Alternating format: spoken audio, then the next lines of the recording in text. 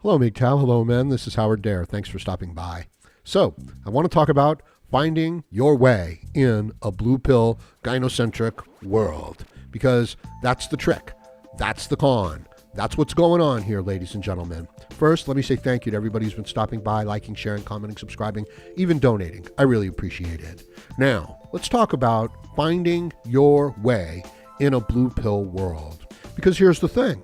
This gynocentric blue pill world system is largely designed to enslave the men, to serve women, to serve society as sacrificial, altruistic animals.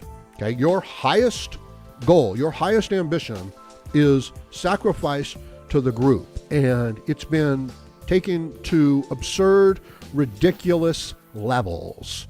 So an idea that starts out maybe with some basic merit, then gets taken too far, then becomes an absurdity. So you're not even allowed to have your own interests. In other words, you have to look after the other groups that actually are opposed to your interests.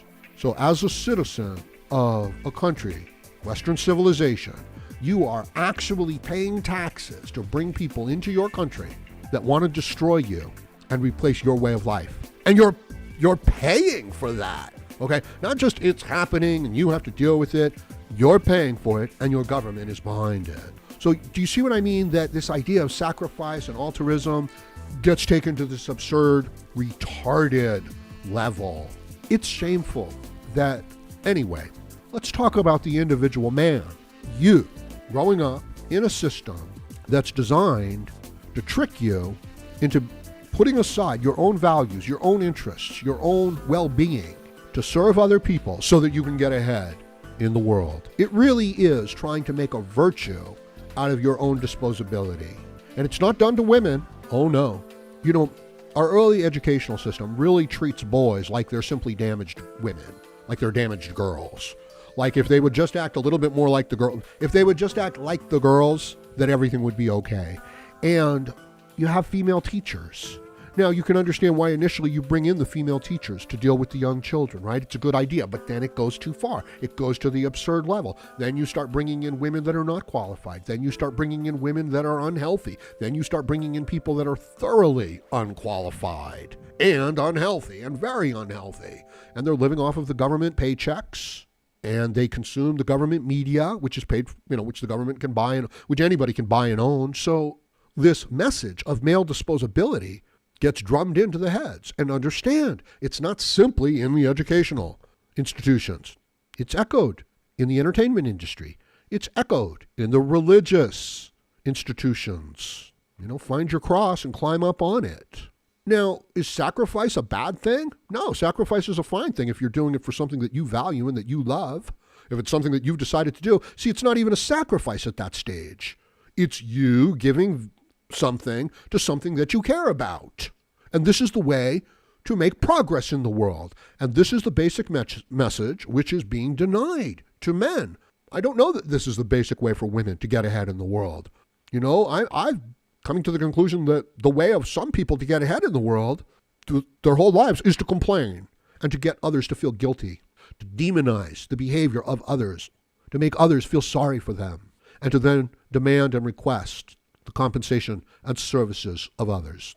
And this is mostly geared towards men, boys. And it's done by simply demonizing the male behavior. Oh, you want to go out and play?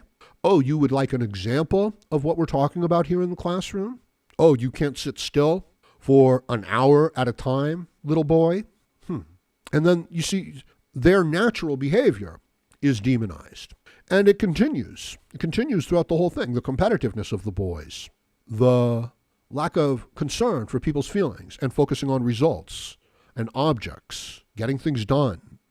That's insensitive. The simple ability of a leader, of somebody who is just a little smarter, a little more physically fit, a little faster, a little more bettered nature. The natural inclination of those individuals to take charge, to be leaders, to go their own way, to find their own way, and then for others to follow them. This simple biological function is being taken away from us because we're all equal and we're all the same. Have you ever met a movie star, a real movie star? Okay? I'm sorry to tell you this, okay? We're not all equal, and we're not all the same. Have you ever seen even Katy Perry standing next to her brother and sister?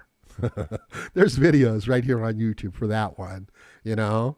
Now, I'm no huge Katy Perry fan, all right? But she, Katy Perry, and her brother and her sister are not equal. I'm sorry, right? She, Katy Perry, is tall and thin and stunning looking and has great energy and is very symmetrical. And it's a pleasure to look at. It's like poetry in motion. And then compared to her siblings, you know, they're just normal people. They're normal height. They're a little overweight. They're a little clumsy. They're a little awkward. They're a little uncomfortable. They don't have 2 or 3 high-level talent, you know, creative abilities to demonstrate to you. They're not amazingly charming. They don't have shining blue eyes. They're just regular people, and it shows. And when you meet some of these people, you know, you think like, oh, this is just a normal, regular person just like me. It's like, no, they're not. They're 10% bigger smile, better cheekbones, better attitude. You know, they can eat and they still stay healthy. They can eat, you know, the wrong types of food. So we're not all equal. I'm sorry to tell you that. And you can understand why in each generation, people are attracted to beauty and they're willing to pay resources. Men are willing to, you know, give up resources to have access to beautiful women, and women aren't going to go with just a regular type of man. They can do that, you know. So you can understand why each generation you would be creating these more beautiful women and these more capable men. But now you want to put that on its head. We are putting that on its head.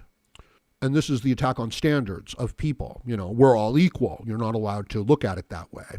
But there's no denying it. When Katy Perry is standing next to her siblings, you know who's who. So how, as a man, are you going to find your way in this environment? The system is actually saying that the man has no inherent value, right? We're all equal. We're all the same. Everybody has rights. You have to open up the door for her.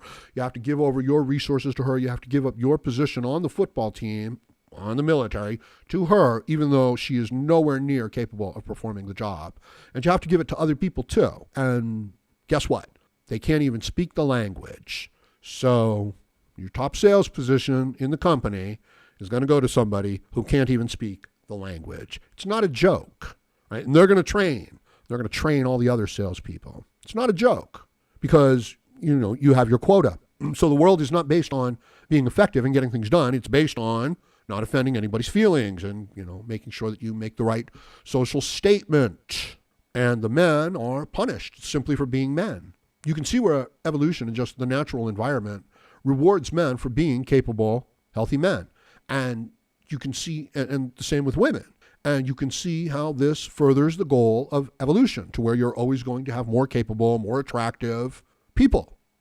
But then, you know, you step in with a modern technological society and all of its resources and you say, we're going to take care of the least among you and we're going to say that we're all equal.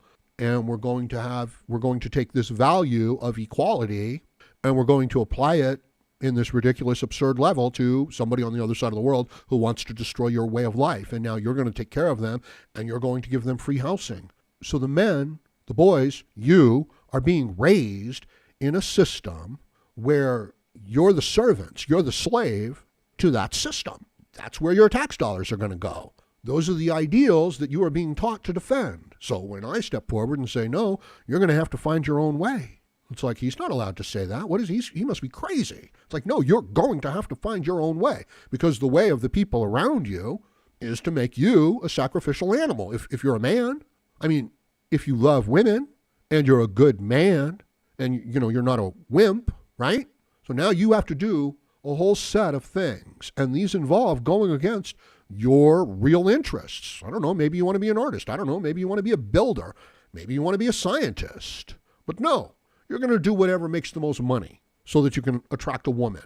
But she wants to use up your resources. She doesn't want you. She doesn't want to further your goals in life. She's quite resentful of any sort of ability. This is the same thing if the quarterback, the guy who can be the quarterback, he can't be the quarterback. We've got to put somebody who doesn't know how to play football in the position of the quarterback. Otherwise, it's not fair, okay?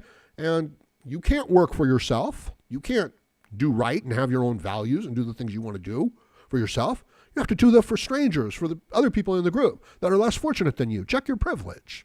See, that's the system that you're being raised in. That's tough. So what I recommend is you get into physical health, you get into kind of like male dominated activities, and you throw yourself into those activities and you ignore the group around you. You don't ignore them, but you know what I mean? You don't have anything to do with them. You don't need to be part of that group. You need to become physically fit and strong. You need to become smart and capable. You need to become self-reliant and independent so that the group can't control you. You need to recognize that women are not the most important thing in the world.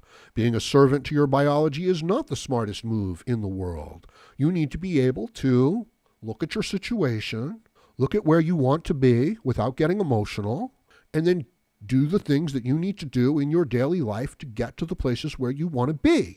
And if you think that you can just rely on the people around you to tell you where to go and how to be in life, you cannot, because the majority of those men are broken men. They become broken, crippled, sad, ineffective men. And you don't want that for yourself. So if you just go along, that's the way you're going to go. So you need to find your own way.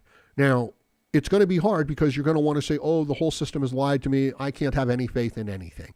That's not true. That's not accurate. A certain aspect of it, you deluded yourself over it. That's all. But 70, 80% of it, it's all just fine. Physical reality still exists exactly the same way it did. If you work hard today, you can get good results tomorrow. If you do what's right today, you can become stronger and better off tomorrow. And it's not a guarantee, but it's the way to move forward. It's the way it's probably going to work 90% of the time. So I know that I went a little bit off topic here, but I feel strongly about, these issues. Let me know what you think about it in the comments section below. And please like, share, comment, subscribe, donate, and join me again, Howard Dare, as I plan to have more content for you. Thank you, MGTOW.